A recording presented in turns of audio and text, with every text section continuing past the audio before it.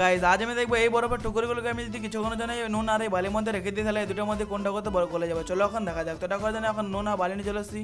তো চলো এগুলোর মধ্যে এখন বরফটা এখন দেওয়া যায় গাইজ। আমি এখন বরফটা নুনের মধ্যে ফার্স্টে দিয়ে দেবো গাইজ। তো আমি এখন নুনের মধ্যে এখন বরফটা দিয়ে দিচ্ছি। চলো এখন বালির মধ্যে দেওয়ার পালা। আমি এখন বালির মধ্যে এখন বরফটা দিয়ে দেবো ভালো করে। তো আমি এখন বালির মধ্যে এখন বরফটা দিয়েছি। চলো এখন এটা এখন কিছুক্ষণের জন্য আমি এখন রেখে দেবো একটা জায়গায়। গাইজ 10 মিনিট মতন হয়ে গেছে। চলো আবার দেখা যাক বরফগুলো অবস্থা এখন কেমন হয়েছে গাইজ। তো প্রথমে আমি নুনের মধ্যে দেখবো আর দেখতে পাচ্ছি নুনের বরফটা এখন এত ছোটো হয়েছে। চলো এখন বালির মধ্যে দেখা যাক।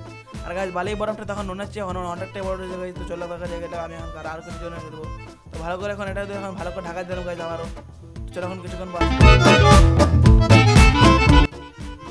ফাইনালি গাইজ 20 মিনিট মতন হয়ে গেছে। চলো দেখা যাক এখন বরফগুলো অবস্থা কেমন। তো গাইজ প্রথমে দেখতে পাচ্ছি নুনটা একদম পুরো একসাথে হয়ে গেছে গাইজ, ভিজে একদম নুন বরফটা একদম পুরো গলে গেছে। তো চলো এখন বালির মধ্যে দেখার পালা। আর গাইজ দেখতে পাচ্ছ বালির বরফটা এখন এতটা বড় হয়েছে এখন গাইজ। দেখতে পাচ্ছ এখন এতটা এখন বড়। তো তোমার চ্যালেঞ্জিং যদি ভিডিও দিতে চাও তো চ্যানেল সাবস্ক্রাইব করে দাও তখন ভাই।